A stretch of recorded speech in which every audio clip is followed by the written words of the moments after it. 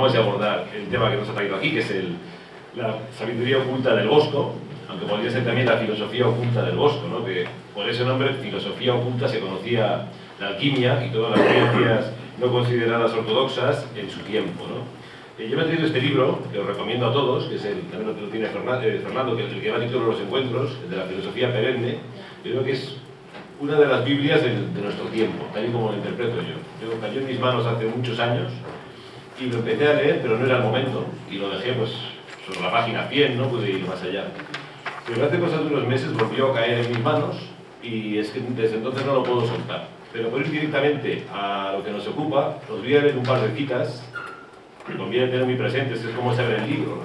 Dice: filosofía perennis, la frase fue acuñada por Leibniz, pero la cosa, la metafísica que reconoce una divina realidad en el mundo de las cosas, vidas y mentes, la psicología que encuentra en el alma algo similar a la divina realidad o aún idéntico con ella, la ética que pone la última finalidad del hombre en el conocimiento de la base inmanente y trascendente de todo ser. La cosa es inmemorial y universal. Puede hallarse rudimentos de la filosofía perenne en las tradiciones de los pueblos primitivos, en todas las religiones del mundo, y en sus formas plenamente desarrolladas tiene su lugar en cada una de las religiones superiores, etcétera, etcétera, etcétera. O sea, el punto, digamos, de partida, ¿no?, de lo que vamos a entender por filosofía perenne. ¿Cómo se puede aplicar esto al Bosco? Lo vamos a ver enseguida, pero justo en la página 8 hay una cita que también viene muy a cuenta para entender lo que vamos a hablar de este sujeto. Dice: equipado con un espectroscopio y un reflector de 60 pulgadas, un astrónomo llega a ser, en lo que concierne a su vista, una criatura sobrehumana. Y como naturalmente hay que suponer el conocimiento que posee esta sobrehumana criatura es muy diferente, así en cantidad como en calidad, del que puede adquirir un simple contemplador de estrellas con sus ojos meramente humanos. Este espectroscopio del que habla Huxley es el sujeto que tenemos aquí en la pantalla, ¿no? O sea, tenía otra mirada y podía ver otras estrellas, tanto interiores como exteriores. O sea, es lo que para mí refleja la singularidad del Bosco en todos los aspectos, ¿no? De él se pueden decir muchas cosas, hasta jugando con su nombre o con los diferentes nombres que adopta, ¿no? Él nace como Jeroen van Aken o Van Eken, según como se quiera ver, se le conoce como el Bosco, más adelante latiniza su nombre, pasa del Jeroen a Hieronymus y más adelante pues, cambia una I por una Y para hacerlo todavía más sagrado, ¿no? Porque Hieros es una raíz que es, literalmente, como Jerusalén, etcétera, indica sacralidad, ¿no? Él también nace en Bois-le-Duc, que es una pequeña ciudad de Brabante, que también se puede conocer como Hertogenbosch, o como, en castellano del siglo XVI, como Bolduque, que suena así, como un territorio del duque, ¿no? El bosque del duque, ¿no? Insisto, esta variedad de posibilidades de acercarnos a él y de conocerle también refleja las diferentes aproximaciones de su pintura, ¿no? Se puede decir de todo, pero hay algunas cosas que son bastante obvias, bastante evidentes, ¿no? De su biografía apenas se sabe nada, es tan oscura como su pintura, No fechó ninguno de sus cuadros, ninguno, y casi ninguno los firmó. O sea que, como de hecho está sucediendo, se cuenta que, según últimas investigaciones, casi la mitad de lo que hay en el Escorial, en el Museo del Prado del Bosco es obra del taller y no de él, no es obra del Bosco, lo cual generará en su día un considerable escándalo económico, ¿no? Tampoco pintó mucho, apenas 28 tablas y un par de docenas de dibujos, nada más que eso. Sin embargo, desde entonces, desde su tiempo, siglo XV y XVI, es un autor imprescindible, ¿no? Es un hombre que se oculta detrás de su obra, como veremos enseguida. Es una obra que lo cuenta todo de él, pero detrás de una máscara, detrás de un velo pintado, ¿no? Y crea un universo, sin embargo, del que no va a salir jamás. Es un universo genuino, un universo del Bosco, y una vez que entras en él, como él mismo está dentro de él, no hay salida posible, ¿no? Tuvo épocas de mucha influencia, de mucha presencia, y luego pasó al olvido, hasta que ya en el siglo XX se le considera prácticamente un precursor tanto del psicoanálisis y del mundo del inconsciente como del surrealismo. O sea, Dalí, el medio de Dalí es el Bosco, el otro medio tiene otros orígenes, pero Dalí, la relación bigote de Dalí, pincel del Bosco, es más que palmaria. Lo poco que se sabe de él es lo que se encuentra en el libro de registros de una hermandad a la que perteneció, la hermandad de Nuestra Señora. Uno dice que señora, suponemos que la Virgen, y ahí también las referencias son puntuales, ni siquiera aparece su fecha de nacimiento. Él viene de una familia procedente de Aquisgrán, en Alemania, una familia de pintores. Sus abuelos su abuelo era pintor, su padre era pintor, sus hermanos eran pintores, pero él no era el hermano mayor. Entonces, cuando muere el padre, el único que puede utilizar el apellido es el primogénito, el hermano mayor de Hieronymus, y este se va a quedar con el Van Eycken. Y entonces él lo cambia por el Bosco, por Bosch, ¿no? Y a su vez latiniza su nombre, como hemos dicho, Hieronymus Bosch. O sea, pone el lugar, pone como firma el lugar, su lugar de nacimiento, su lugar de residencia, que también tiene un montón de analogías, ¿no? O sea, Hieronymus Bosch, o sea, la primera lectura así a bote pronto, el bosque sagrado, Hieros, la sacralidad, y Bosch, el bosque. Es un bosque de símbolos, ¿no? Es un bosque de imágenes. A mí me recuerda, salvando muchísimo las distancias, al bosque sagrado de Bomarzo, ¿no? El sacrobosque de Bomarzo, ¿no? O sea, con sus monstruos, sus lugares inquietantes y, por supuesto, su originalidad absolutamente genuina, o sea, incomparable. Quien ha estado en Bomarzo sabe que no va a repetir, que solo hay eso. Y quien entra en el bosque sabe que no va a repetir, que el bosque sagrado, sea en pintura o en escultura, es intransferible.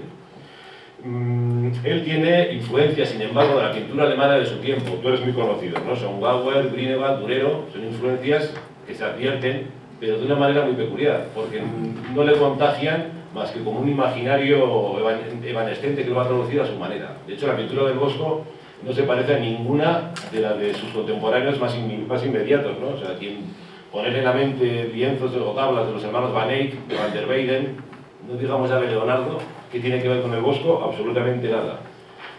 Va por otro camino. Es importante en su biografía la boda que hace, una boda con una rica heredera, que es Aleid van der Mede, que le va a permitir una comodidad económica vitalicia.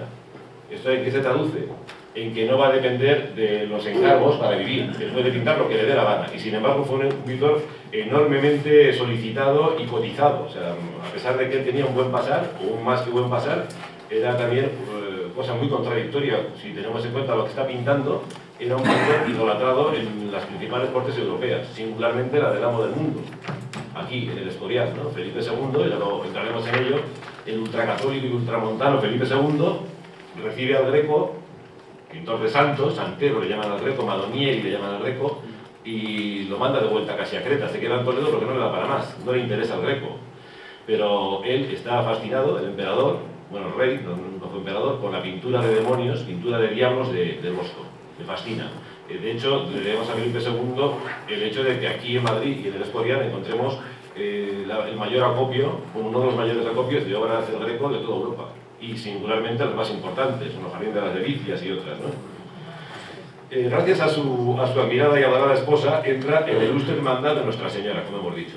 Es una hermandad peculiar, teóricamente dedicada a la caridad, presidida por la Virgen, etc. Pero los hermanos de esta hermandad no se llaman ni Virginios, ni Vegardos, ni Trinitarios. Se llaman, en flamenco sería Swanen Brothers. La traducción sería Hermanos del Cisne. Es una cosa curiosa. Es una hermandad de Nuestra Señora, pero ellos se llaman Hermanos Cisnes. Si abrimos la puerta del Cisne, tenemos para ir a Madrid y volver, y no acabamos de hacer analogías, ¿no? Una sería Cristo, que es la más evidente, y la otra es la hipocresía, es la antitética, la hipocresía y la falsa palabra, el cisne. O sea, ya vemos que en el marchamo del Bosco aparecen contradicciones interesantes. También me conviene resaltar cómo hizo un viaje a Italia, que se conoce poco, sobre que siempre se dice que nació y murió en el Hertogenbosch, y no, él estuvo en Venecia, hay obra del Greco, del Bosco en Venecia, y algo aprendería de allá, aunque no conocía a Leonardo, ni ninguno de sus contemporáneos. Pintaba a la prima, cosa que parece sorprendente. Si os fijáis en el cuadro, parece muy trabajado, muy minucioso, está hecho de primera mano, añadiendo capitas y capitas y capitas de pintura, en fresco, todavía con la pintura fresca. Pero, sin embargo, se sabe que hacía cientos de estudios antes de pasar a la tabla, ¿no? También es conocido, pues, efectivamente, por los personajes, ¿no? Que son personajes casi caricaturescos, ¿no? Con un cierto punto de sarcasmo. Y yo aquí siempre digo que recordemos que Rabelais está muy cerca, Gargantua y Pantagruel están rondando la pintura del Bosco por todas partes. A pesar de que vive en ese mundo medieval, esa cosmovisión medieval de la que hablaremos extensamente, llena de demonios, supersticiones, temores, infiernos, él es un pintor que no pierde el humor en ningún momento. Y si es un moralista, como se le ha llegado a llamar, es un moralista nada pacato, es un moralista con mucho sentido del humor. También es un pintor en el eje entre dos mundos, el mundo medieval y el mundo renacentista. Pero también está en el punto de inflexión, en la falla entre otros dos mundos, ¿no? Que es la pintura convencional, como se ha entendido hasta entonces, y la pintura del siglo XXI.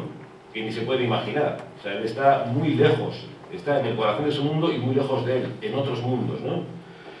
Vemos que la fuerza de su pintura, o su pintura misma, remite a realidades no fácilmente accesibles y sí muy interpretables. Él no busca innovar, él es original a su pesar, él quiere profundizar en lo que tiene en la mente. Codifica y descodifica las creencias de su tiempo, todo está en clave en la pintura del Bosco, todo está en clave y añade otras claves. El Renacimiento no le interesa lo más mínimo, ni en el sentido artístico, digamos, ni en el sentido mecánico. A mí me gusta comparar con el mundo contemporáneo esto, es como si hubiera un pintor que no quisiera saber nada de Internet, que no quisiera saber nada de todo lo que estamos viendo en las ciencias, en las artes, y estuviera metido en su torre de Montaigne y perdido pintando, fuera del mundo. El Bosco está en otro mundo. La belleza tampoco le interesa, casi la desprecia. Si os fijáis sus cuadros, es una belleza a su pesar. O sea, son bellos por lo que transmiten, por lo que contienen, por cómo están pintados, pero no hay intención de belleza. Es una cosa que para mí es abominable en el arte, cuando el artista quiere ser bello, incurre en el narcisismo de buscar la belleza como un factor añadido. Ortiz decía que eso era el fin del arte, cuando ya la belleza es el fin y no lo que resulta de, o sea, no el punto de partida, sino el punto de, al revés, no el punto de llegada, sino el punto de partida, cambia por completo el sentido de la obra. Empezar queriendo hacer algo bello es la manera de destruir la obra de arte. La belleza tiene que ser un don, una gracia que se da por añadidura. Así lo entendía el Bosco. A diferencia de los inquisidores, tiempo de caza de brujas, el Bosco no juega con el miedo. Los cuadros más terroríficos del Bosco, entre comillas, son cuadros que invitan, insisto, a una leve sonrisa o una cierta ironía, como mínimo, ¿no? Es un hombre cultivado, cosa poco común en los artistas de su tiempo. Se ve que ha leído mucho y que lo ha digerido muy bien, ¿no? Como decíamos, pues refleja, o se ha dicho sobre todo, ¿no?, que refleja las angustias, obsesiones de su tiempo, etcétera, etcétera, pero mucho más también. Luego entraremos en materia. Hablamos de un mundo presidido por Satán, ¿no? Es el mundo tardomedieval o fin medieval, es un mundo donde el demonio, o sea, tiene carta de naturaleza en todos los ámbitos, ¿no? Se le representa y está en las conversaciones cotidianas. Esto hay que tenerlo muy presentes. Así como hoy hablamos de mandarle mensajitos, entonces hay que tener cuidado que el mensajito del demonio no te llegara, porque lo veían por todas partes. El demonio es omnipresente. Igual, los lienzos del Bosco, ¿no? Se dice que está en ellos todas las regiones infernales, con su fauna y su flora infernal, etcétera, etcétera, etcétera. Es la interpretación más fácil, la más cómoda, ¿no? Ver así el fin del mundo permanentemente latente o pulsante en las tablas del Bosco. Pero veamos lo que dicen de él algunos de sus contemporáneos bastante peculiares. En el siglo XVI, Salvatore Lomazzo, que es un autor flamenco, fiorentino, autor de un tratado de pintura flamenca, dice del Bosco esto: representando seres extraños y sueños espantosos, hasta aquí vamos bien, era único y realmente divino. Divino lo llama. Qué curioso, ¿eh? Representando seres espantosos era divino. Y uno de los consejeros de Felipe II, que es José de Sigüenza, dice otra cosa. Si los otros pintores representaban al hombre tal como es exteriormente, el Bosco ha tenido la audacia de despintarlo tal como es interiormente. Desde luego es una frase no ya psicoanalítica, sino avanzadísima y más aún para la España de Felipe II.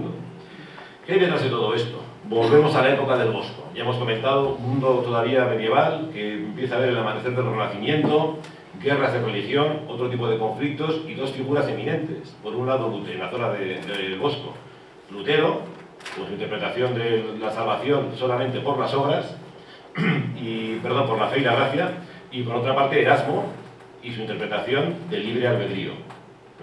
Esto que hoy nos puede parecer una especie de disquisición filosófica para cuatro tirados, y entonces estaba en el debate social y realmente eran figuras del estrellato mediático de su tiempo, tanto Erasmo como Lutero. De hecho, así como Rafael y también los estos, han pasado a la historia solamente con su nombre, porque Lutero y Erasmo.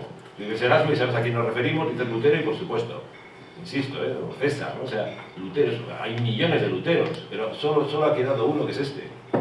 Ni siquiera Hitler se ha podido permitir ese honor. Dices Adolf y no piensas en Hitler automáticamente, pero Lutero uno y Erasmo uno, y el Bosco otro, ¿no? Bien, junto con estos dos luminarias, es un mundo magmático, donde hay una mística reformista absolutamente palpitante. Hay infinidad de sectas, grupos que debaten el tema de la religión y lo interpretan a su manera. Y dentro de estos grupos hay una serie de mentes esclarecidas que van a estar muy presentes en la obra del Bosco. Meister Eckhart, el místico visionario alemán, Gerhard Rothe, el fundador de la Devotio moderna, y uno muy singular, que lo cita mucho Huxley, que es Hans van Ruysbroek, un místico iluminado holandés que ya está hablando del olvido de uno mismo, de la desaparición del yo, cosas totalmente avanzadas, para experimentar el vacío esencial y acceder a la energía cósmica, siglo XVI. Estos se llama, por supuesto, son seres, si no acabaron en la hoguera, fue porque tuvieron un día de suerte muy prolongado, porque eran perseguidos por la Iglesia, eran territorios más libertarios, entre comillas, más amigos de la libertad que la España de entonces, y como podéis ver, ninguno es español, claro, casualmente. Entre ellos destaca lo que se ha dado a conocer como los hermanos y hermanas del libre espíritu. También eran muy modernos porque no les valía el genérico hermanos y hermanas, dicen, para mostrar la clara equivalencia de hombre y mujer, siglo XVI, ¿no?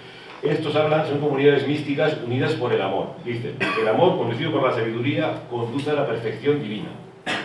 Luego hablaremos un poquito más extensamente de esto, porque son, tal y como podríamos entender desde la mentalidad contemporánea, una especie de hippies peligrosos en Europa de las guerras de religión.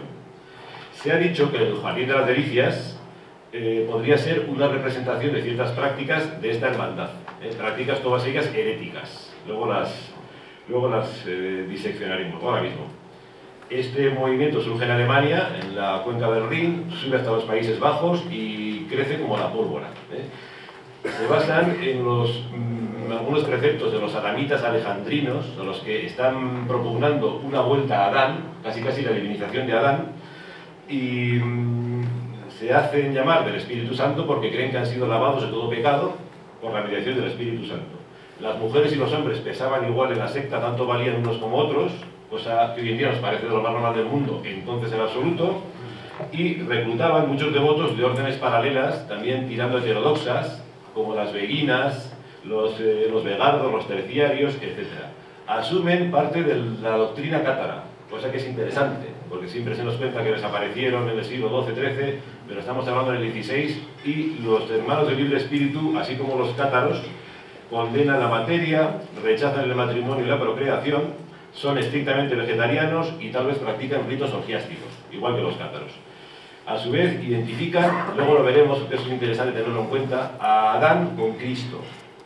Adán y Cristo son como hermanos de diferentes nacimientos.